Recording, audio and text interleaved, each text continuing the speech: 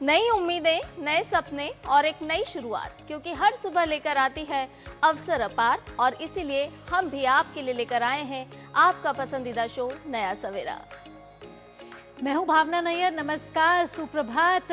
नए हफ्ते की शुरुआत हो चुकी है, सोमवार आ चुका है। नया सवेरे के साथ हम हाजिर हैं। आज नया सवेरे में बात करने वाले हैं 1 घंटा देश और दुनिया की तमाम बड़ी खबरों पर नजर रहने वाली है कि आज समाचार पत्रों में कौन सी वो मुख्य खबरें प्रकाशित हुई हैं। साथ ही आत्मनिर्भर होते भारत की भी बात होगी, क्योंकि आर्थिक विकास की यहाँ दिखने वाली है आपको झलक। बिल्कुल। और खेल जगत में क्या कुछ है हिट, कैसे रह सकती है आपकी सेहत फिट, करेंगे टेक टॉक और नजर डालेंगे वर्ल्ड वॉच पर भी। और वो हर बात होगी जो आपके लिए है बेहद खास। नमस्कार, मैं हूं संध्या शर्मा। तो आइए शुरुआत करते हैं नया सवेरा की सुर्खियों के साथ।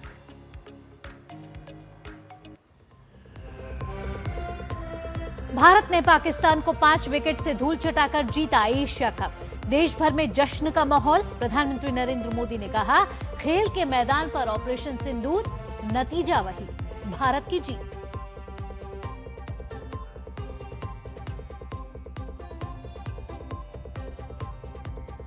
आज दिल्ली बीजेपी को मिलेगा नया कार्यालय। प्रधानमंत्री मोदी करेंगे दीनदयाल उपाध्याय मार्ग पर स्थित नए दफ्तर का उद्घाटन।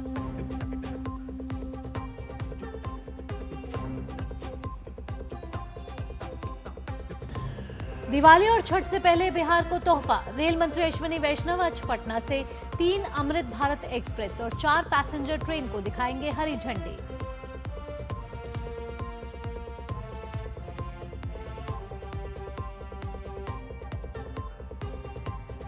बिहार चुनाव के लिए बीजेपी ने बनाई घोषणा पत्र समिति, जबकि कांग्रेस समेत इंडी गठबंधन में सीएम के चेहरे से लेकर सीट शेयरिंग पर माथापच्ची जारी।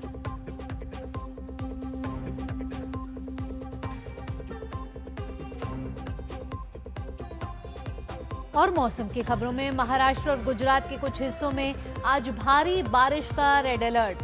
राजस्थान, मध्य प्रदेश समेत दक्षिण के कुछ राज्यों में भी बारिश की चेतावनी।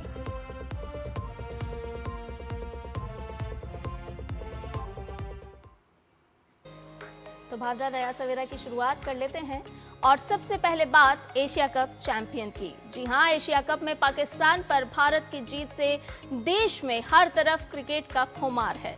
सबकी जुबान पर सिर्फ सूर्या की टीम, पाकिस्तान की हार और हमारी जीत की चर्चा है। यह अलग बात है कि टीम इंडिया ने पाकिस्तान के क्रिकेट बोर्ड के चीफ मोहसिन नकवी से ट्रॉफी लेने से मना कर दिया, लेकिन सूर्य कुमार यादव ने अभी सोशल मीडिया एक्स पर एक पिक्चर शेयर की है जो एआई जेनरेटेड है, जिसमें एशिया कप की ट्रॉफी दिखाई दे रही है। सूर्य कुमार यादव ने लिखा है कि गेम के बाद सिर्फ चैंपियन याद किए जाते हैं, ना कि ट्रॉफी की तस्वीर।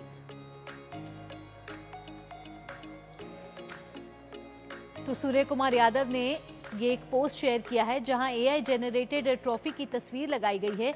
उन्होंने कहा है कि हाँ, ये जरूर शानदार जीत है, लेकिन इस शानदार जीत के लिए टीम इंडिया को याद किया जा रहा है। ट्रॉफी उतनी मायने नहीं रखती है जितनी ये जीत जो है, जो भारत ने पाकिस्तान को पटकनी देकर दी है, ये जीत याद की जानी चाहिए।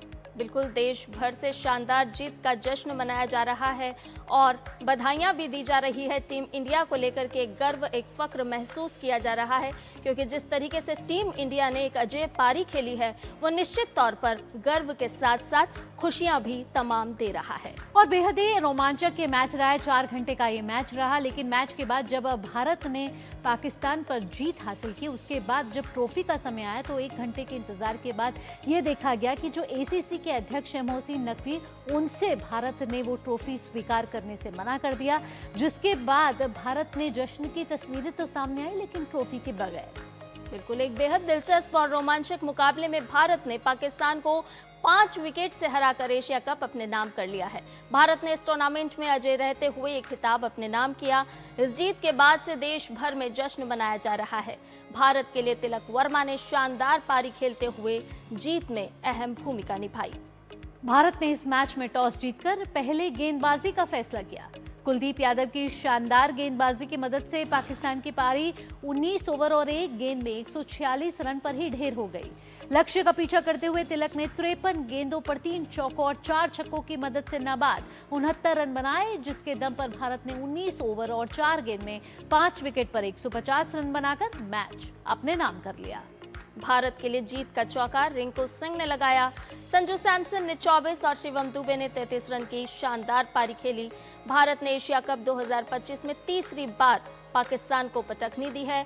वहीं ये टीम इंडिया का 9वां एशिया कप का खिताब है। भारत ने इस रणभूमि के बाद क्रिकेट के मैदान पर भी अपना दम दिखाया और पाकिस्तानी टीम को 3 बार इस टूर्नामेंट में धूल चटाई है। एशिया कप में भारत की जीत के बाद प्रधानमंत्री नरेंद्र मोदी की भी प्रतिक्रिया आई है। एक्स पर प्रधानमंत्री नरेंद्र मोदी ने इस जीत को ऑपरेशन सिंदूर से जोड़ा है और लिखा है कि खेल के मैदान पर भी ऑपरेशन सिंदूर, यहां भी नतीजा वही, भारत की जीत। हमारे क्रिकेटरों को इसके लिए बधाई। दरअसल पहलगाम आतंकी हमले के बाद भारत ने ऑपरेशन सिंदूर के नाम से सैन्य अभियान चलाया था और पाकिस्तान और पीओके में घुसकर आतंकी ठिकानों को तबाह कर दिया था। भारत की इस कार्रवाई में 100 से अधिक आतंकी मारे गए थे।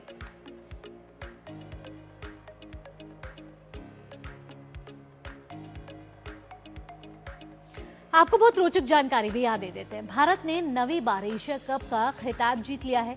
जीत के बाद भारतीय टीम ने पाकिस्तान क्रिकेट बोर्ड के चीफ मोहसिन नकवी से ट्रॉफी लेने से इनकार कर दिया है। वजह आप बता दीजिए संध्या, क्यों? बिल्कुल भावना, क्योंकि मेडल सेरेमनी शुरू होने में 1 घंटे की देरी हुई और इस बीच नकवी ट्रॉफी लेकर ग्राउंड से चले गए। इसके बाद कप्तान सूर्य कुमार यादव ने साथी खिलाड़ियों के सामने खाली हाथ ही ऐसा जेस्चर बनाया मानो वो ट्रॉफी लेकर आ रहे हों। बाकी खिलाड़ियों ने भी इसे ही असली ट्रॉफी मानकर सेलिब्रेट किया। Who represents a country, that country is waging a war against our country. So we have refused to take that trophy, but that does not mean that that gentleman will take the trophy and the medals which is to be given to our country to his own hotel room. So that is totally unexpected, and we hope that good sense will prevail and he will send back the trophy to the country, that means to India, as soon as possible. That will restore some semblance of morality. At least we are expecting that from him. And in any case, BCCI as well as we are going to lodge a very strong protest against the behavior of the gentleman in today's prize distribution ceremony. Asia cup का खिताब जीतने पर भारतीय cricket control board team India के खिलाड़ियों और support staff को 21 करोड़ रुपए का बड़ा इनाम देने की घोषणा की गई है। ये भारतीय क्रिकेट टीम के शानदार इतिहास में एक और बड़ी उपलब्धि दर्ज कराता है। बिल्कुल, बीसीसीआई ने एक्स पर पोस्ट कर भारतीय खिलाड़ियों के लिए इनाम की घोषणा की है।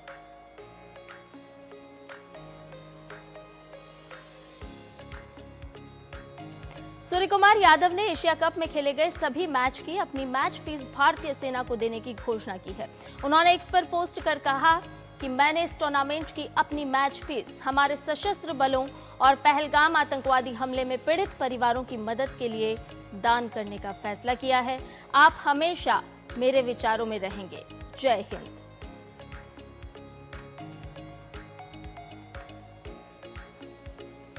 एशिया कप में पाकिस्तान को हराकर भारत की खिताबी जीत से पूरे देश में इस समय जश्न का माहौल है। टीम इंडिया ने रोमांचक मुकाबले में पाकिस्तान को 5 विकेट से हराने की सफलता पाई है और देश भर के क्रिकेट फैंस टीम की जीत पर नाचते, गाते और जश्न मनाते हुए दिखाई दिए। तो एशिया कप में भारत की शानदार जीत देखने को मिली है। भारत से अलग अलग तस्वीरें आ रही हैं जहां इस समय जश्न का माहौल साफ तौर पर दिखाई दे रहा है। रात भर खूब दिवाली मनी है। दिवाली आने से पहले ही कहा जाए कि विजयदशमी का त्योहार यहाँ मनाया गया है और भारत ने आपको बता दें कि पाकिस्तान को 5 विकेट से हराया। बेहद ही दिलचस्प और रोमांचक मुकाबला रहा जहां भारत ने 9वीं बार एशिया कप खिताब जीतने में सफलता पाई है।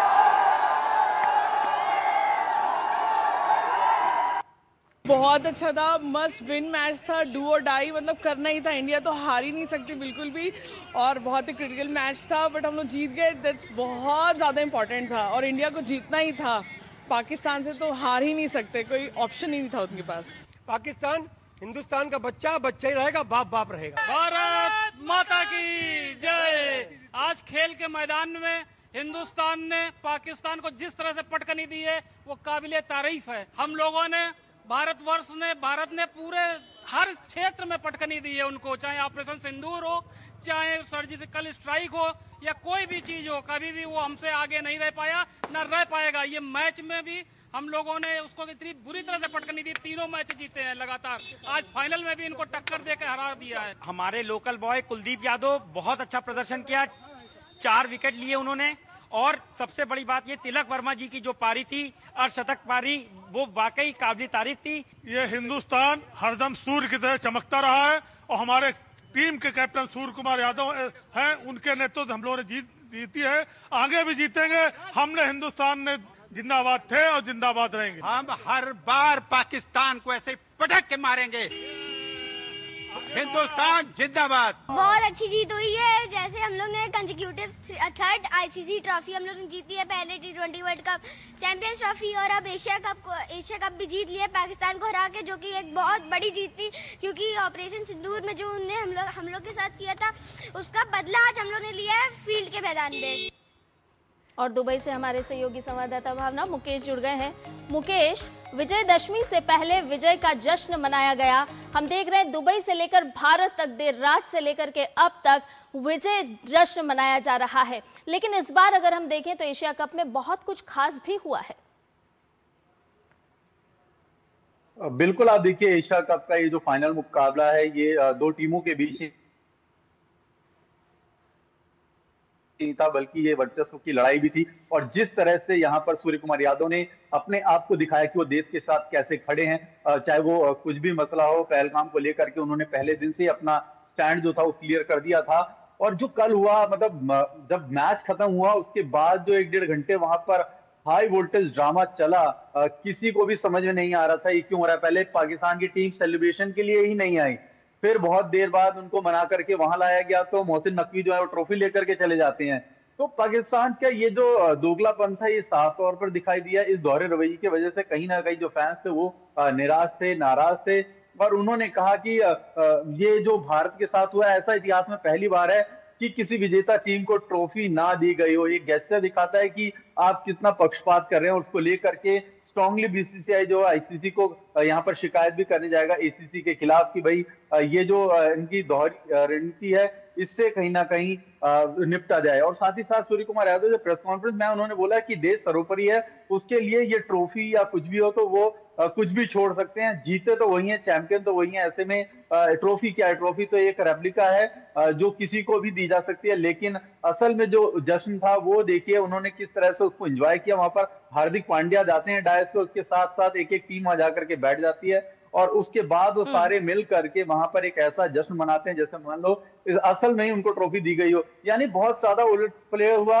उसके बाद सूर्य कुमार यादव ने एक बहुत बड़ा स्टेटमेंट दे दिया जब उन्होंने प्रेस कॉन्फ्रेंस करी। उन्होंने बोला वो अपनी मैच फीस जो इस टूर्नामेंट की है पूरी की पूरी जो है वो इंडियन आर्म फोर्स को जो है वो डोनेट कर रहे हैं। यानी एक बार फिर से उन्होंने मैसेज दिया कि भारतीय सेना क्यों सबके दिलों पर राज करती है, चाहे वो खिलाड़ी हो, आम जन हो या कोई भी बड़ा नेता अभिनेता हो। तो इस तरह से उन्होंने एक गेस्चर दिया कि भाई वो एक अटैक नहीं था, उससे देश को कितना दर्द पहुंचा वो देशवासियों के साथ है। और ये जो खेल खेला गया, इन्होंने बताया कि जैसे पीएम ने ट्वीट किया कि ऑपरेशन सिंदूर में हमने मात दी, ऐसे इन्होंने ग्राउंड में 3-3 बार पाकिस्तान को हराया। यानी एक ही टूर्नामेंट में आप सोचिए 3 बार आपको पटकनी दी गई, हैट्रिक लगाई गई और उसके बाद आप खाली हाथ वहां से जाते हैं। और उस खाली हाथ ये बौखलाहट को आप किस तरह से प्रस्तुत करते हैं। बचकानी हरकतें देखिए, यूएई के खिलाफ पहले ऐसा ग्रुप स्टेज में हुआ, खेलने नहीं आए, प्रेस कॉन्फ्रेंस नहीं करते, फिर अभी कल देखिए वो फिर दोबारा आए नहीं, वहां पर उनको मना करके लाया गया कि भाई नहीं,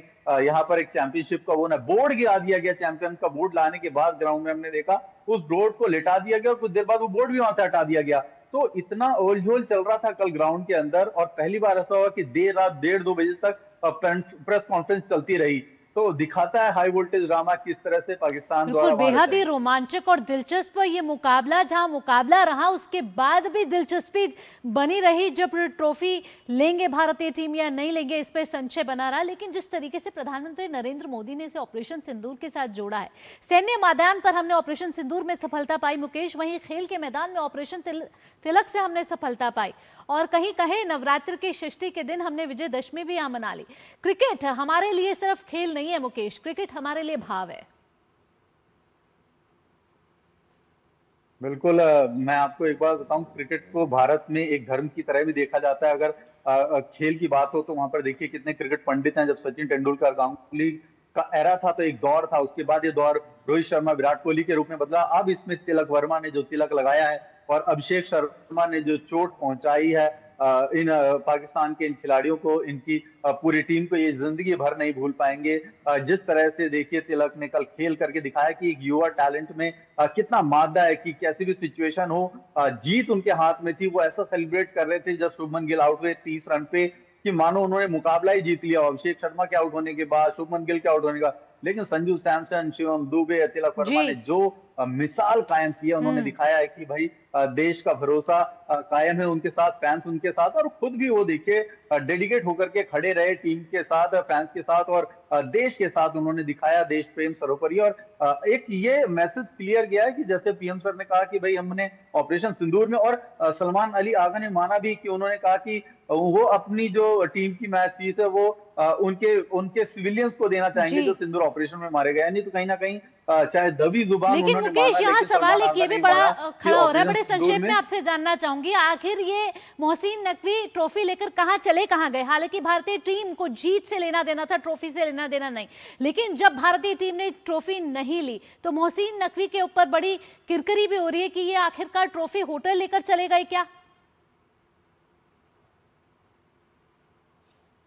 नहीं, ट्रॉफी देखिए वहीं पे ही रखी हुई थी और पीछे की तरफ ले जाकर के उन्होंने रख दी। और वो उनके चेहरे से आप देखिए, डायस पे वो खड़े थे, वो अपनी टीम के खिलाड़ियों को भी मेडल नहीं दे रहे थे। सबसे ताज्जुब की बात तो ये थी कि नाराजगी अगर भारत से तो अपने खिलाड़ियों का ही प्रोत्साहन कर लेते, वो भी करते नहीं दिखाई दिए और एकदम बच्चों की तरह हरकतें कर रहे थे, मीडिया से छुप रहे थे, इधर उधर भाग रहे थे और अचानक ही फिर वो निकल जाते हैं वहां से। जैसे कि आप सोचिए कि मतलब क्या करना चाह रहे हैं आपको पता ही नहीं। और वहां पर तमाम जो दूसरे जर्नलिस्ट आए थे, दूसरे मुल्कों से आए थे, उन्होंने भी कहा कि भाई इससे बचकानी हरकत हमने कभी नहीं देखी और आज तक के इतिहास में ऐसा कभी नहीं हुआ कि विजेता टीम को ट्रॉफी ना दी गई हो या किसी तरह से उनके साथ कंट्रीब्यूट ना किया गया हो। आप देखिए कुछ भी नहीं किया गया और वहां से वो चले जाते हैं। और उसके बाद जो फैंस हैं वो लगातार हुटिंग करते रहते हैं, भारत माता की जय के नारे लगाते रहते हैं। जो स्टेडियम्स में लोग थे उन्होंने जो जश्न मनवाया टीम इंडिया के साथ, वो देखने लायक था। उस रात को जिसने भी देखा होगा वो समझ गया होगा कि इतनी दूर मुल्क में भी भारत के जो प्रशंसक हैं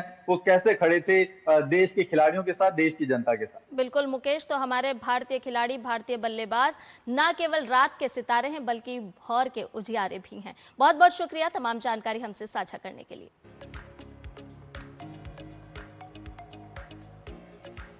आगे बढ़ेंगे। प्रधानमंत्री नरेंद्र मोदी आज दिल्ली में बीजेपी के नए कार्यालय का उद्घाटन करेंगे। ये कार्यक्रम नवरात्र उत्सव के साथ हो रहा है। इस मौके पर भाजपा के राष्ट्रीय अध्यक्ष जेपी नड्डा, दिल्ली के मुख्यमंत्री रेखा गुप्ता, दिल्ली भाजपा के वरिष्ठ नेता, केंद्रीय मंत्री, राष्ट्रीय पदाधिकारियों के साथ ही दिल्ली के सांसद, विधायक, पार्षद और हजारों पार्टी कार्यकर्ता मौजूद रहेंगे।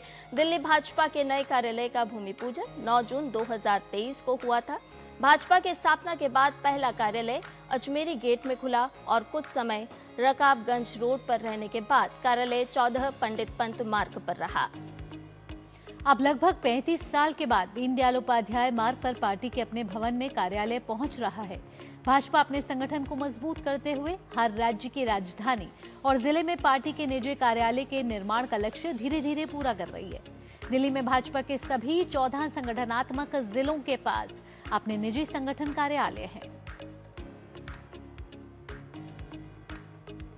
और भावना, रुक कर लेते हैं बिहार का। जी हाँ, बदलते बिहार की बात हो रही है यहाँ पर, तो कनेक्टिविटी को कैसे मजबूत किया जाए इसकी आज एक वानगी दिखने वाली है। बिहार को आधुनिक रेल कनेक्टिविटी के क्षेत्र में एक और बड़ी सौगात मिलने जा रही है। क्या है संध्या ये सौगात? बिल्कुल, रेल मंत्री अश्विनी वैष्णव और बिहार के उप मुख्यमंत्री सम्राट चौधरी आज पटना जंक्शन से 7 ट्रेनों की सौगात बिहार को देंगे, जिनमें 3 अमृत भारत एक्सप्रेस ट्रेनें भी शामिल हैं।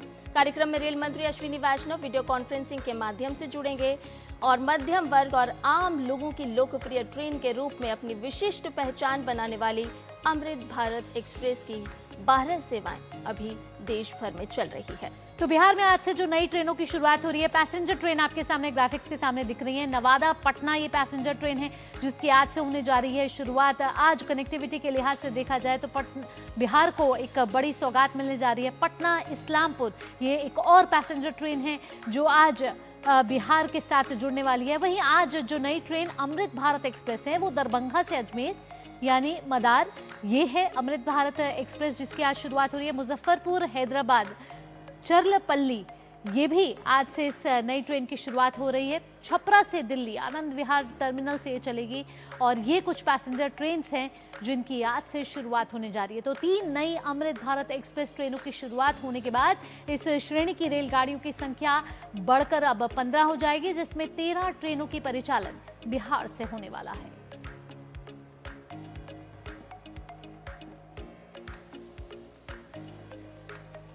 वहीं बिहार विधानसभा चुनाव को लेकर राजनीतिक दलों ने तैयारियों को और भी तेज कर दिया है। बीजेपी ने मैनिफेस्टो कमेटी का ऐलान कर दिया है। इस कमेटी में कुल 13 नेताओं को शामिल किया गया है। बीजेपी प्रदेश अध्यक्ष डॉक्टर दिलीप कुमार जायसवाल ने इस संबंध में पत्र जारी कर मैनिफेस्टो कमेटी के सदस्यों के नाम घोषित कर दिए हैं। इस कमेटी में मंत्री डॉक्टर प्रेम कुमार, सांसद मनन मिश्रा, सांसद भीम सिंह, राष्ट्रीय मंत्री ऋतुराज सिन्हा, विधान परिषद निवेदिका सिंह, देवेश कुमार समेत कई अन्य प्रमुख नेता शामिल हैं। ये कमेटी बिहार की जनता की अपेक्षाओं और समस्याओं को ध्यान में रखते हुए पार्टी के लिए घोषणा पत्र तैयार करेगी। बीजेपी ने इस राज्य में एनडीए गठबंधन की मजबूत रणनीति का हिस्सा बताया है। इससे पहले बीजेपी चुनाव अभियान समिति का भी गठन कर चुकी है, जिसमें 45 वरिष्ठ नेताओं को शामिल किया गया है। यहाँ वक्त हो चला एक छोटे से ब्रेक का, जल्द हाजिर होते हैं। हिंग देना, वो वाली MDH की सुपर हींग। जिन्होंने यूज किया है वो जानते हैं असली हींग का स्वाद। MDH सुपर हींग, शुद्धता का असली तड़का। असली मसाले सच सच MDH। मेरी पसंद, मेरी पसंद, मेरी पसंद, मेरी पसंद, हमारी पसंद, हम सबकी पसंद। मजबूत देश का मजबूत सरिया हो गया स्टील। पहले अक्सर टाल दिया करती थी कहकर अगली बार नया पेंसिल बॉक्स हो, मनपसंद साबुन या थोड़ी और दाल। अब GST जो घट गया है तो अब हर सामान सस्ता हो गया है। अब खुलकर खरीदारी करूंगी, खुद के लिए भी और परिवार के लिए भी।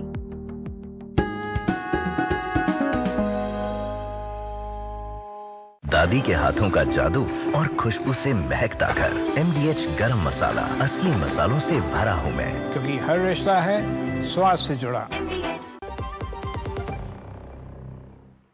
और ब्रेक के बाद नया सवेरा में आपका एक बार फिर से स्वागत है। महाराष्ट्र पिछले 24 घंटों से मूसलाधार बारिश से जूझ रहा है। मराठवाड़ा और उत्तरी महाराष्ट्र क्षेत्र में भयंकर बाढ़ और जल भराव की स्थिति है। भारतीय मौसम ने मुंबई, ठाणे, पालघर, रायगढ़, नासिक और पुणे के लिए अलर्ट जारी किया है और अगले 48 घंटों में तेज हवाओं के साथ भारी से बेहद भारी बारिश का अनुमान जताया है। और इस समय हमारे संवाददाता शिशिर हमारे साथ जुड़ गए हैं ज्यादा जानकारी के साथ। शिशिर, अगर देखा जाए मुंबई में पिछले शनिवार से ही बेहद ही तेज बारिश हो रही है। आज किन किन जिलों में रेड अलर्ट घोषित किया गया है और कहाँ बाढ़ जैसे हालात पैदा हुए हैं? बिल्कुल, देखिए महाराष्ट्र की बात करें तो महाराष्ट्र में पिछले 48 घंटे में जो है इंडियन मेट्रोलॉजी डिपार्टमेंट ने जो है रेड अलर्ट दिया था। कुछ कुछ इलाके हैं महाराष्ट्र के, खासतौर पर बात करेंगे तो मराठवाड़ा रीजन है, उत्तरी महाराष्ट्र का जो हिस्सा है और साथ ही साथ कोंकण का कुछ हिस्सा है जहां पर जो है भारी बारिश जो है अनुमान दिया गया था। इसके अनुसार हमने कल देखा कि कल कई जगहों पर, खासतौर पर मराठवाड़ा के जिलों पर जो है भारी बारिश हुई, जिसके कारण जो है इस वक्त वहां पे नदियां उफान पर है। हालांकि कुछ नदियों ने जो है जलस्तर जो है अपना क्रॉस कर चुका है, जो वार्निंग लेवल है वो क्रॉस कर चुका है और इसीलिए जो है खेतों में पानी, शहरों में कुछ जो है नदियों का पानी जा चुका है। बात करें अगर मराठवाड़ा की तो मराठवाड़ा के छत्रपति संभाजीनगर, धाराशिव जैसे, अहिल्यानगर जैसे इलाके जो है यहाँ पर जो है भारी बारिश के कारण जो है खास तौर पर लोगों का नुकसान हुआ है, जो किसान उनकी खेती को नुकसान हुआ है। हालांकि इसकी अगर देखा जाए तो जो राज्य सरकार इस पर पूरी तरह ध्यान रखे हुए है। साथ ही साथ मुख्यमंत्री ने कल निर्देश दिए कि जहां पर इस प्रकार की स्थिति, खासतौर पर बाढ़ की स्थिति उत्पन्न होती है, वहां पर जो है स्थानीय प्रशासन और NDRF को इससे पहले ही तैनात किया गया। उन लोगों को जो है सुरक्षित स्थलों पर जो है ले जाया गया। तकरीबन हजारों के आसपास ये आंकड़ा होगा जिनको जो है इवैक्यूएट किया गया और जो सुरक्षित स्थल है वहां पर जो लोगों को जो स्थापित किया गया। साथ ही साथ उनके रहने और खान पान की व्यवस्था भी वहां पर की गई है। दूसरी ओर अगर देखा जाए उत्तरी महाराष्ट्र में नासिक, धुले, जलगांव को इलाके हैं, यहाँ पर भी जो है भारी बारिश के कारण काफी लोगों को दिक्कतों का सामना करना पड़ रहा है। खासतौर पर अगर बात करें तो सोयाबीन की फसल जो है यहाँ पर खराब हो चुकी है। प्याज की फसल जो है उत्तर महाराष्ट्र में जो है वो खराब हो चुकी है। साथ ही साथ महाराष्ट्र अगर बात करें मराठवाड़ा की तो यहाँ पर भी कपास जो है वो खराब हो चुका है। बात करें विदर्भ की तो वहां पर संतरे और मौसमी जो है उसकी फसल जो है खराब हो चुकी है। तो ऐसे में इन सभी अलग अलग पॉकेट्स में महाराष्ट्र के इस वक्त जो है बारिश के कारण खासतौर पर देखा जाए काफी असर यहाँ पे दिखाई दे रहा है। हालांकि इससे पहले सरकार ने तकरीबन 2200 करोड़ से ज्यादा की जो लागत है राहत राशि जो है वो किसानों को जो है इससे पहले घोषणा की थी। और साथ ही साथ ये निर्देश भी दिए गए थे प्रशासन को कि जल्द से जल्द किसानों की जो सभी दिक्कतें, हालांकि खासतौर पर जो खेती है उसके पंचनामे किए जाए और उनको राहत पहुंचाई जाए। हालांकि इसके बारे में अगर देखा जाए तो केंद्र सरकार से भी गुहार लगाई गई है कि वो भी जो है एनडीआरएफ के जरिए राज्य सरकार को मदद करे। और साथ ही साथ आज अगर देखा जाए 29 तारीख है, आज अगर देखा जाए तो कुछ हिस्सों में खासतौर पर मराठवाड़ा के कुछ अगर बात करें इलाकों की और साथ ही साथ हम बात करें उत्तरी महाराष्ट्र की, हालांकि बारिश आज बहुत ज्यादा होगी लेकिन जो खबर इस वक्त हमारे पास मिल रही है लेकिन रुक रुक कर बारिश हो रही है तो एक राहत मिल रही है जो लोग यहाँ पर रह रहे हैं। बिल्कुल शिशिर, यानी कि एक तरफ बारिश ने एक बार फिर से कहर बरपाना शुरू किया है, वहीं चिंताओं की लकीर भी किसानों के चेहरे पर साफ देखी जा रही है। बिल्कुल, देखिए पिछले 2 दिनों से लगातार जिस प्रकार से बारिश हुई है जिसके कारण किसान जो है उनकी हालत काफी खस्ता हुई है। हमने जिस प्रकार से देखा, चूंकि खरीफ सीजन है तो ऐसे में महाराष्ट्र में जो है कपास हो या फिर सोयाबीन हो, गन्ना हो, इस प्रकार की जो फसल है वो काफी महत्वपूर्ण फसल होती है।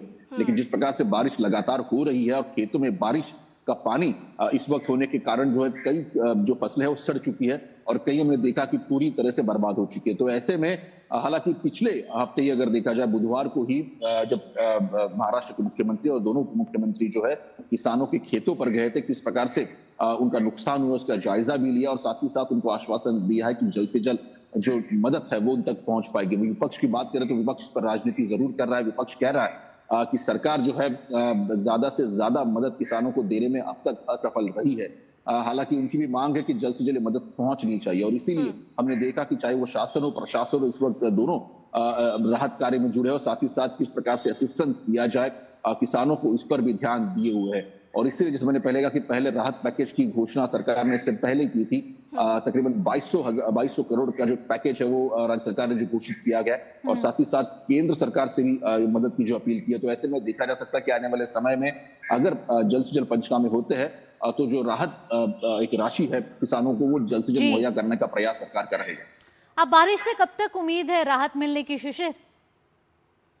देखिए आज के दिन अगर देखा जाए, चूंकि कल के दिन जो है आईएमडी ने रेड अलर्ट दिया था लेकिन आज जो है कई जगह पर ऑरेंज अलर्ट है और कहा जा रहा है कि बारिश का असर जो है वो थोड़ा कम हो सकता है। खासतौर पर मराठवाड़ा के रीजन की बात करें जहाँ पे नांदेड़ हमने देखा कि कल रात से बारिश वहां पर नहीं हुई, रुक चुकी है। वही जलगांव की बात करें जो कि उत्तरी महाराष्ट्र का इलाका है, साथ ही साथ नासिक की बात करें तो यहाँ पर जो है बारिश का इस वक्त असर थोड़ा कम है। लेकिन जिस प्रकार से पिछले कुछ घंटों में बारिश हुई है उसका एक नुकसान अगर देखा जाए तो पिछले कुछ घंटों तक जरूर रहेगा।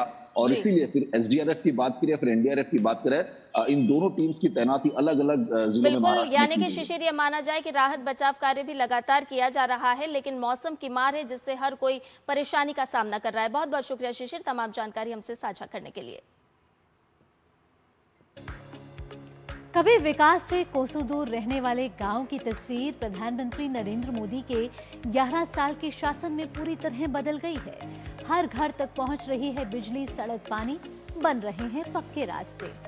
सरकारी योजनाएं अब सिर्फ कागजों में नहीं जमीनी हकीकत बन चुकी है। कैसे बदल रही है गांव की सूरत, देखिए हमारी इस खास पेशकश मेरा गांव आज में।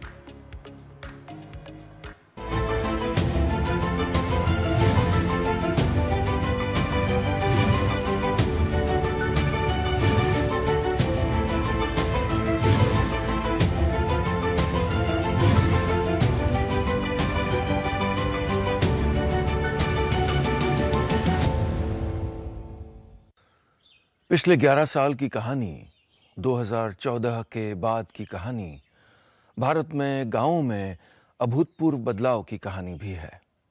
चाहे पानी के मुद्दे हों या सड़कें हों या खेती या जीविका, हर क्षेत्र बदलाव के नए नए असर देख रहा है। और डिजिटल क्रांति के आने के बाद तो इसका असर अलग अलग तरीके से गांव के लोगों तक पहुंच रहा है। चाहे ऑनलाइन पेमेंट्स हों या ट्रांजैक्शंस, चीज़ों को खरीदने की ताकत, या मंडी के दाम देखने हों, या यात्रा की बुकिंग करवानी हो, न जाने कितनी असंख्य संभावनाएं गांव के लोगों के लिए खुल गई हैं जो पहले कभी नहीं थीं। आइए हम भारत के कई गांवों के सरपंचों से ही सुनते हैं बदलाव की ये कहानी।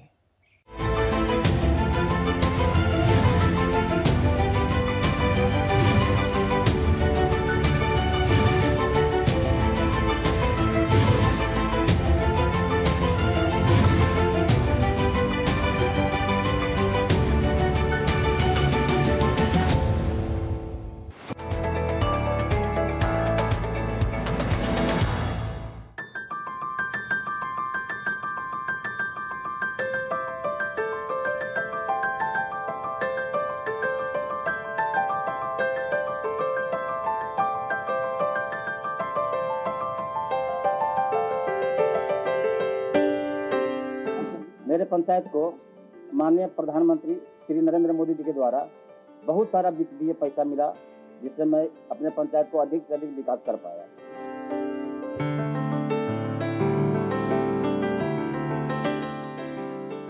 हमने प्रधानमंत्री आवास योजना के तहत 182 कॉलोनी भी बनाने का काम किया। हमारा घर द्वार रहे नहीं रहे हल्की तो दलखिन 15 मंत्री घर रहे के सरकार दलखिन, बकरी सेठ दलखिन पर गाय सेठ दलखिन, हमारे सब चीज के सुविधा दलखिन। साथ में गली नली, खेल का मैदान और एक पार्क का भी निर्माण कराया है। पीएम मोदी की प्रेरणा से हमारे गांव में शौचालय है। अब हम लोग को खेत में जाने की जरूरत नहीं पड़ती। अब चापाकल नहीं, नल जल से घर पर पानी मिल रहा है। और जो भी हम लोग को ऊपर से जो भी वित्तीय सहायता मिल रहा है, उससे हम लोग पंचायत को अधिक से अधिक विकास करने के राह पर ले जा रहे हैं। इसके लिए माननीय प्रधानमंत्री श्री नरेंद्र मोदी जी को तहे दिल से धन्यवाद।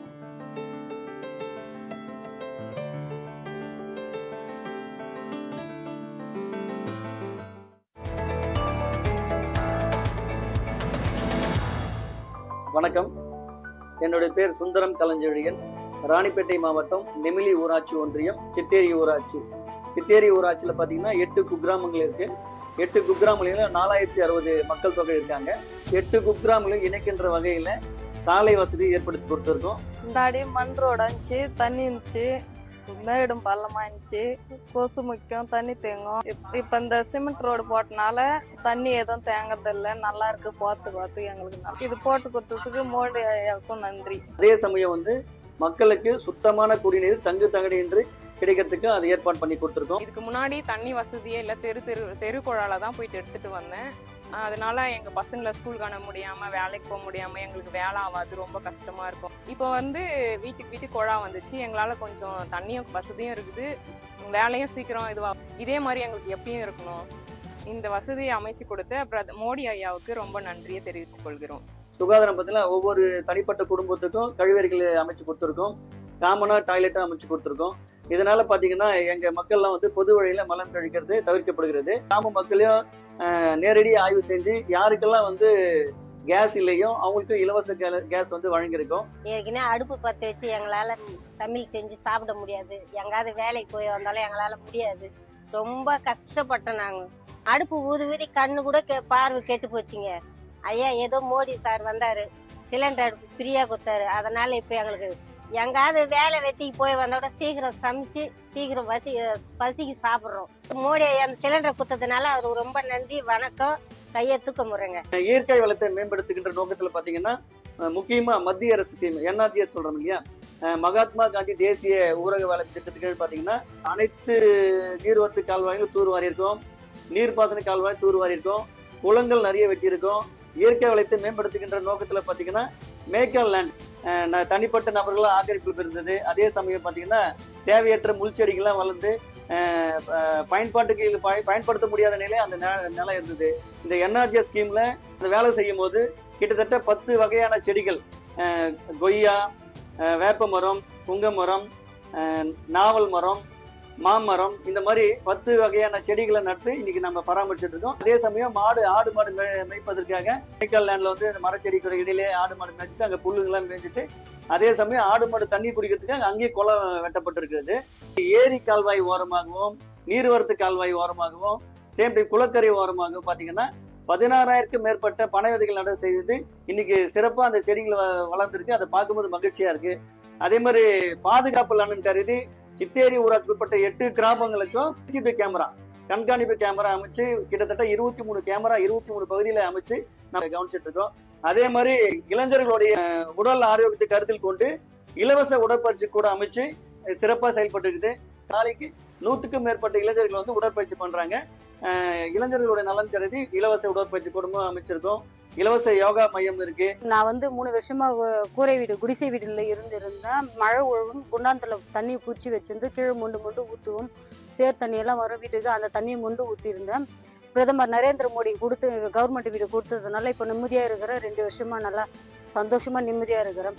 இந்த மாதிரி பல வகை திட்டங்களை வந்து மத்திய அரசோடைய ஒத்துழைப்போடும் சித்தேரி ஊராட்சி வந்து தண்ணீரடைந்த கிராமமா மாற்ற நாங்கள் முழுவீச்சியா செயல்பட்டு இருக்கோம். இந்த நேரத்தில் இது உங்ககிட்ட தெரிவிச்சு மகிழ்ச்சி அடைகிறது. நன்றி, வணக்கம்.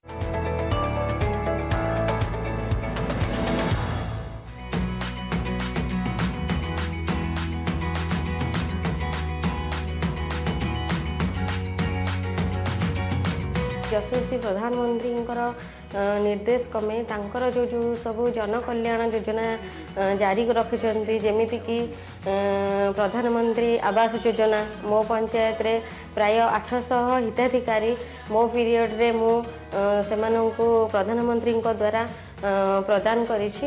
ପ୍ରଥମରେ ମୋ ଚାଳ ଘର ଥିଲା, ପିଲାମାନେ ଭାରି ଅସୁବିଧାରେ ଚଳୁଥିଲେ। ମୁଁ ଭାରି ଛପରପର କରିବା ପାଇଁ ପ୍ରତିବର୍ଷ ଏବେ ବି ନଡ଼ା ଫଡ଼ା ଆଣିବା ପାଇଁ ଭାରି ହଇରାଣ ହେଉଥିଲି। ଯାହା ହଉ ପ୍ରଧାନମନ୍ତ୍ରୀ ଗ୍ରାମୀଣ ଯୋଜନାରେ ପ୍ରଧାନମନ୍ତ୍ରୀ ଆବାସ ଖଣ୍ଡେ ମୁଁ ଗୋଟେ ପାଇଛି, ସେଥିପାଇଁ ମୁଁ ପ୍ରଧାନମନ୍ତ୍ରୀଙ୍କୁ ଧନ୍ୟବାଦ ଜଣାଉଛି। ମୋ ପଞ୍ଚାୟତରେ ଯେତିକି ସବୁ ଆସିଥିଲା ପ୍ରଧାନମନ୍ତ୍ରୀ ଜନକଲ୍ୟାଣ ଗରିବ କଲ୍ୟାଣ ଯୋଜନା ମାଧ୍ୟମରେ ବହୁତ ଲୋକ ଉପକୃତ ହୋଇଛନ୍ତି। ଏଥିପାଇଁ ମୋ ପଞ୍ଚାୟତକୁ ଯଥେଷ୍ଟ ଫଣ୍ଡ ବି ଆସିଛି।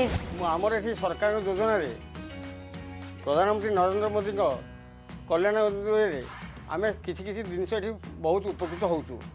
ଉଇଥ୍ ଉଜ୍ଜ୍ୱଳା ଯୋଜନା ପ୍ରଧାନମନ୍ତ୍ରୀଙ୍କର, ତାପରେ ପାଣି ଟ୍ୟାପ୍ ଘର ଘରେ ଦିଆଗଲା, ସେଥିରେ ବି ଉପକୃତ ଲୋକ ହେଉଛନ୍ତି। ସ୍ୱଚ୍ଛ ପାଣି ମଧ୍ୟ ପାଉନଥିଲେ। ରାସ୍ତା ଯେଉଁଠି ରାସ୍ତା ପଙ୍କ କାଦୁଅରେ ଆମେ ଯିବା ଆସିବା କରୁଥିଲୁ, ସେ ରାସ୍ତାରେ ଏବେ ବର୍ତ୍ତମାନ ପକ୍କା ରାସ୍ତା ତିଆରି ଗଲା।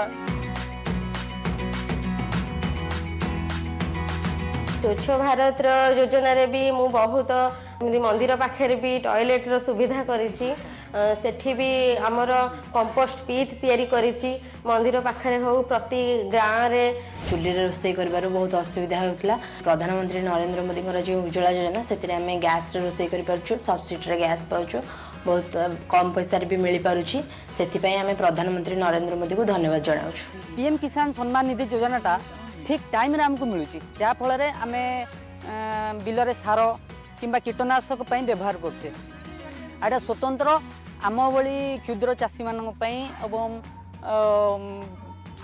ବିଭିନ୍ନ ପ୍ରକାର ଚାଷୀମାନଙ୍କ ପାଇଁ ଓ ସ୍ପେସିଫିକ୍ ଆମ ଭଳି ଯୁବ ଚାଷୀମାନଙ୍କ ପାଇଁ ଏଇଟା ଗୋଟେ ବରଦାନ ସଦୃଶ। ମୋଦି ସରକାରଙ୍କର ଗ୍ରାମୀଣ ବିକାଶ ଯୋଜନା ଅନୁସାରେ ଯେଉଁ କାର୍ଯ୍ୟକ୍ରମ ସବୁ ଚାଲିଛି, ଯାହାକି ଆମର ରାସ୍ତା, ସୋଲାର ଲାଇଟ୍, ଇଲେକ୍ଟ୍ରିକରଣ ଇତ୍ୟାଦି ତା ଭିତରେ ସମ୍ପୃକ୍ତ ରହୁଛି। ପାନୀୟ ଜଳ ଯୋଜନା ସେ ବି ରହିଛି। ବିଭିନ୍ନ ପ୍ରକାର ଜିନିଷ ଆସି ଗାଁ ଗହଳି ଲୋକ ବହୁତ ଉପକୃତ ହେଉଛନ୍ତି। ସମସ୍ତ କାମ ଲୋକାଭିମୁଖୀ କରାଯାଉଅଛି। ଆମ ପ୍ରଧାନମନ୍ତ୍ରୀଙ୍କ ପାଇଁ ମୁଁ ଆଜି ଲୋକମାନଙ୍କୁ ଜନସାଧାରଣମାନଙ୍କୁ ସୁବିଧା ଆଉ ଲୋକମାନଙ୍କର ଜନକଲ୍ୟାଣକାରୀ ଗରିବ କଲ୍ୟାଣକାରୀ ଯୋଜନା ଗୁଡ଼ିକ ପହଞ୍ଚାଇ ପାରୁଛି। ସେଥିପାଇଁ ମୁଁ କୃତଜ୍ଞତା ଜ୍ଞାପନ କରୁଛି।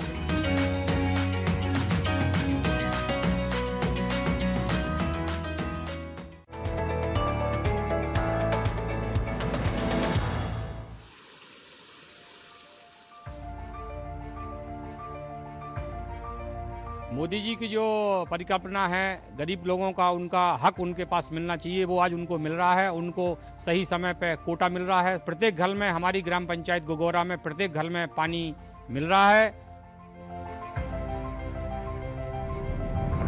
गोगोरा में प्राकृतिक खेती पे ज़्यादा निर्भर हैं और जैसे कि मोरिंगा, तुलसी, कैमोमाइल, और हम लोग जैसे कि सरकार की योजना है और सरकार की सोच है, उसी हिसाब से हम लोग भी उसमें बदलाव लेके आ रहे हैं। महिलाओं को पहले हमारे गांव में पहाड़ है तो महिलाएं जो है पहाड़ पे जाती थी, लकड़ियों की तलाश करती थी, उसमें बड़ी दिक्कत आती थी। आज प्रधानमंत्री जी का सपना साकार हो रहा है, सभी को उज्ज्वला का लाभ मिला है और वो अच्छी तरह से सिलेंडर से अपना वो खाना बनाती हैं। तो मोदी जी ने जब से गैस दे दिया, जब से खाना बनते हैं, लकड़ी लाते थे ढूंढ ढूंढ के, तो रोटी बनाते थे और ऐसे आँखें खराब होते थे। अब तो हमें सुविधा है। हमारी ग्राम पंचायत जो 80% प्लास्टिक मुक्त गांव है। हम लोग डोर टू डोर कचरा कलेक्शन करते हैं। आरआरसी सेंटर बना है, उसको लिए उसके यहाँ जाके उसको सेग्रीगेशन करते हैं और उसको अलग अलग करके हम लोग जिले में भेजते हैं। हमारे मोदी जी ने बहुत अच्छी कहानी बदल दी है। यहाँ पर नल, लाइट, पहले निकलने के लिए रास्ता नहीं थी, रास्ताएं बहुत अच्छी बन गई हैं। स्कूलों में नीचे कुछ नहीं था, सब खराब स्थिति में थी, जर्जर स्थिति में थी। आजकल स्कूल में बहुत अच्छी पेंटिंग एंटिंग है, हमारे स्मार्ट क्लास है, लाइट की सुविधा भी है कि हमारे गांव में फ्री वाईफाई की सुविधा, हर चीज़ की सुविधा उपलब्ध है।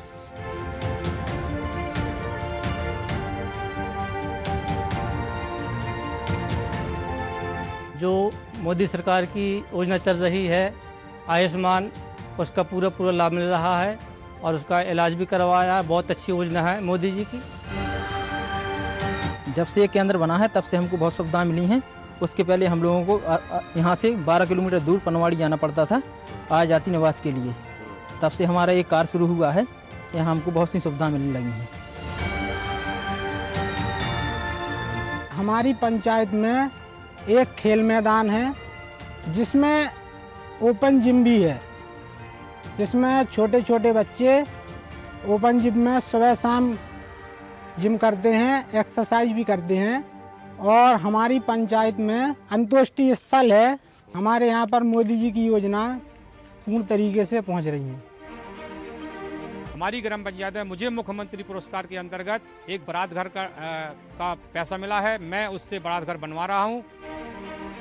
बहुत बदलाव हुआ है। जो मोदी जी जो पैसा भेजते हैं, चाहे 1 रुपया हो चाहे 100 रुपया है, वो पूरा रुपया पंचायत में मिलता है और गांव वालों को उसको फायदा होता है।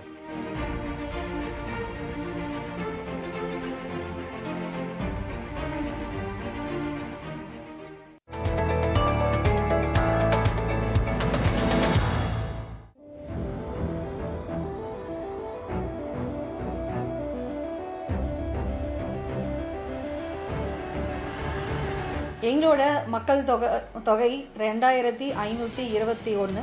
மிகவும் பின்தங்கி இருக்கிற குடும்பங்கள் எண்ணிக்கை நாங்கள் கணக்கெடுத்து அதன் மூலியமாக வீடு இல்லாதவங்களுக்கு வீடு வழங்கியிருக்கோம். குக்கிராமங்களையும் சாலை வசதி ஏற்படுத்தி கொடுத்துருக்கோம். குடிநீர் மக்களுக்கு குடிநீர் ரொம்ப சுத்தமான குடிநீர், வீட்டுக்கு குழாய் இணைப்பு ரொம்ப தேவை. அதனால் 660 வீடுகளுக்கும் ஜல்ஜீவன் திட்டத்தின் கீழ் அனைவருக்கும் குழாய் போட்டு தண்ணீர் நல்லா டெய்லி தண்ணி வர மாதிரி தண்ணீர் இணைப்பு கொடுத்துருக்கோம். இப்போ தண்ணி நல்லா சுத்தமாக வருது, டெய்லி தண்ணி வருது, தண்ணி எந்த விதமான பிரச்சனை இல்லை. இந்த ஜல்ஜீவன் திட்டம் வந்ததுனால, மோடி இது பண்ணதுனால எங்களுக்கு தண்ணி நல்லா டெய்லியும் வருது, ஒன்றும் ப்ராப்ளம் இல்லை. மோடிக்கு நன்றி தெரிவித்துக் கொள்கிறேன்.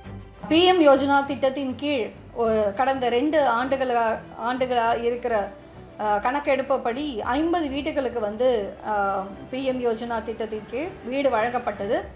வீடு கட்டி அதில் கொடுத்தனும் இருக்காங்க. நாங்கள் வீடு இல்லாத ரொம்ப கஷ்டப்பட்டு இருந்தோம். ஓலை வீடுன்னு தான் இருந்தோம்.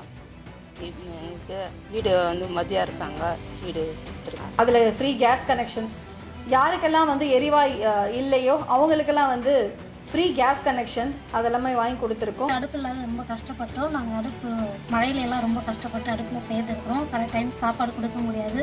அடுப்பால் நாங்கள் ரொம்ப மழை பெஞ்சா அடுப்பு விறகெல்லாம் ஈரமாயிடும், நாங்கள் சாப்பாடு செய்ய முடியாது, ரொம்ப கஷ்டப்பட்டு இருக்கிறோம். புகையில் ரொம்ப இருமல் வரும், நிறைய கண்ணெரிச்சல் வரும், மார்வலியெல்லாம் வந்திருக்கு, ரொம்ப கஷ்டப்பட்டு இருக்கிறோம். ஃப்ரீ சிலிண்டர் கொடுத்த பிறகு நாங்கள் கரெக்ட் டைம் சாப்பாடு கொடுக்குறோம். பசங்களும் கரெக்டாக ஸ்கூல் போகிறாங்க, ஹஸ்பண்டும் வேலைக்கு போகிறாங்க, கரெக்டாக போயிடுறாங்க, கரெக்டாக வேலையும் சீக்கிரமாக முடிஞ்சிடுது. இலவச கேஸ் கொடுத்தது மோடிக்கு ரொம்ப நன்றி. குறுங்காடு நாங்கள் 1000 மரக்கன்றுகள் நடப்பட்டது. இந்த 1000 மரக்கன்றுகள் எதுக்கு நடப்பட்டது அப்படின்னா, இதனால் வந்து நிலத்தடி நீர் அதிகரிக்கும். இதனால் வறட்சியாக இருக்கிற நேரத்தில் கூட நமக்கு வந்து நீர் வந்து நம்மளோட ஊராட்சியில் வந்து இந்த விவசாயத்துக்கு பயன்படும். அதனால் வந்து இந்த 1000 மரக்கன்றுகள் நடப்பட்டது. பள்ளிக்கு செல்லும் பிள்ளைகளுக்காக பல திட்டங்கள் இந்த அரசின் மூலியமாக செய்திருக்கிறதுனால இந்த ஊராட்சியில் பல பிள்ளைகள் வந்து ஸ்கூலில் வந்து சேர்ந்துருக்காங்க. நிறைய பிள்ளைங்கள் ஆர்வத்தோடு வராங்க. பஞ்சாயத்து சார்பாக நிறையா ஸ்கூலில் வந்துட்டு தேவையான பொருட்கள் உபகரணங்கள் நாங்கள் வந்து ஊராட்சியின் சார்பாக வழங்கப்பட்டது. எல்லா திட்டங்களையும் சிறப்பாக செயல்படுத்தி கொண்டே இருக்கிறோம். இதுக்கு மத்திய மாநில அரசுக்கு நன்றியை தெரிவித்துக் கொள்கிறேன். இதுவரை சுமார் ஒரு 6 கோடி ரூபாய்க்கு திட்ட பணிகள் வந்து நடைபெற்று இருக்கிறது.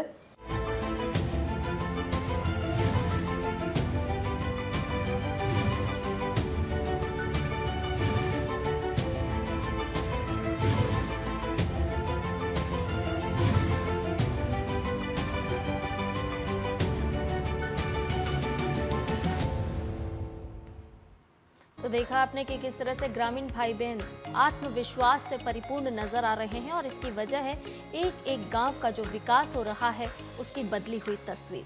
और अब समय है हमारे खास सेगमेंट साइंस स्पार्क का।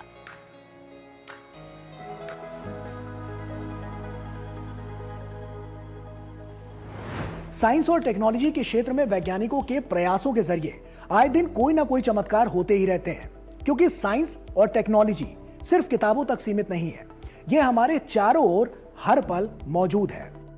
साइंस और टेक्नोलॉजी जिज्ञासा की चिंगारी से शुरू होता है और निरंतर खोज की मशाल बनकर हमारे जीवन को रोशन करता है। तो आइए ले चलते हैं आपको साइंस और टेक्नोलॉजी की दुनिया में और दिखाते हैं आपको कि दुनिया भर के वैज्ञानिकों ने अहम रिसर्चेस के जरिए क्या एक्सपेरिमेंट्स किए हैं। शुरुआत भारत से करें तो भारतीय अंतरिक्ष अनुसंधान संगठन यानी कि इसरो ने गगनयान मिशन की तैयारियों में एक बड़ी कामयाबी हासिल की है। दिसंबर 2025 में इसरो पहली बार एक आधा मानव रोबोट व्योममित्र को अंतरिक्ष में भेजेगा, ताकि असली इंसानों को भेजने से पहले सभी सिस्टम्स को उनकी जांच की जा सके। इसरो प्रमुख वी नारायण ने बताया है कि यह मिशन बिना इंसान के होगा और इसके बाद अगले साल 2 और ऐसे मिशन होंगे। अगर सब कुछ ठीक रहा तो साल 2027 की शुरुआत में भारत का पहला अंतरिक्ष यात्री गगनयात्री अंतरिक्ष में जाएगा।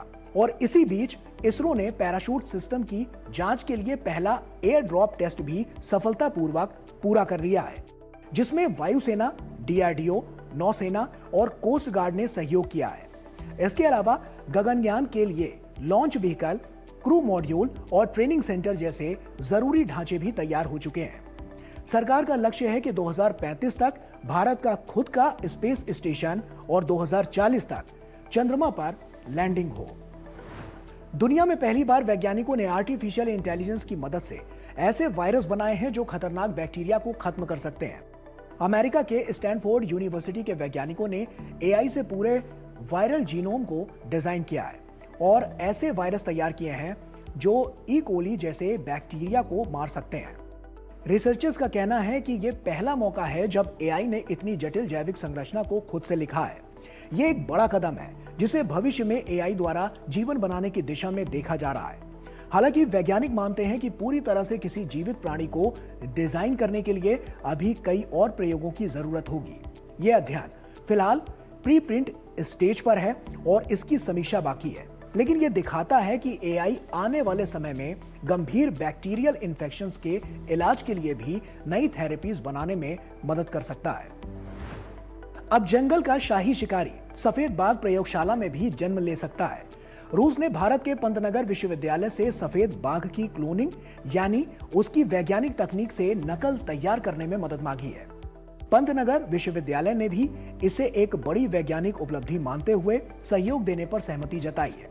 विश्वविद्यालय के कुलपति डॉक्टर मनमोहन सिंह चौहान के मुताबिक रूस की Saint Petersburg University of Veterinary Science के साथ इस पर बातचीत चल रही है। फरवरी में रूस से वैज्ञानिकों और छात्रों की टीम पंतनगर आई थी, जहां व्हाइट टाइगर क्लोनिंग पर गहराई से चर्चा हुई और तकनीकी साझेदारी पर मोहर लगी। अगर ये प्रयास सफल होते हैं तो ये वन्य जीव संरक्षण के क्षेत्र में एक नया इतिहास रच सकता है। समंदर की सतह से 4000 मीटर नीचे वैज्ञानिकों ने एक चौंकाने वाली खोज की है। हवाई और मैक्सिको के बीच फैले प्रशांत महासागर के एक खास हिस्से में ऐसे पत्थर मिले हैं जो न सिर्फ बहुमूल्य धातुओं जैसे निकेल, तांबा और कोबाल्ट से भरपूर हैं, बल्कि अंधेरे में ऑक्सीजन भी बना रहे हैं। इन्हें डार्क ऑक्सीजन कहा जा रहा है क्योंकि ये बिना सूरज की रोशनी के बन रहे हैं। अब तक माना जाता था कि ऑक्सीजन सिर्फ प्रकाश संश्लेषण से बनती है, लेकिन इस खोज ने जीवन की उत्पत्ति से जुड़े पुराने सिद्धांतों को चुनौती दे दी है। वैज्ञानिकों का कहना है कि इससे हमें यह समझने में मदद मिल सकती है कि पृथ्वी पर जीवन कैसे शुरू हुआ और शायद दूसरे ग्रहों पर भी जीवन की संभावना हो सकती है। यह शोध प्रतिष्ठित जर्नल नेचर जियो साइंस में प्रकाशित हुआ है।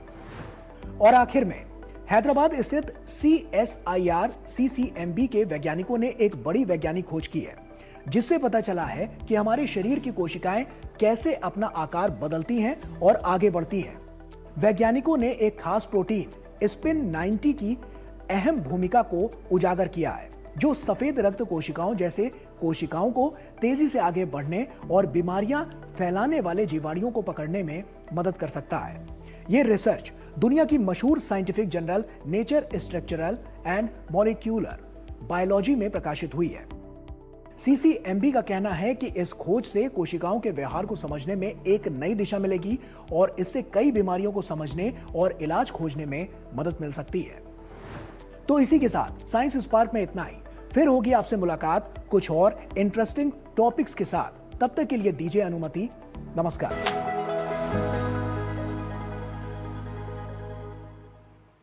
तो साइंस के क्षेत्र में हमने जाना कि क्या क्या नई उपलब्धियां हासिल की जा रही हैं। आइए अब जान लेते हैं कि आपके शहर के मौसम का हाल क्या है। जानते हैं आपके शहर का न्यूनतम और अधिकतम तापमान इन ग्राफिक्स के जरिए।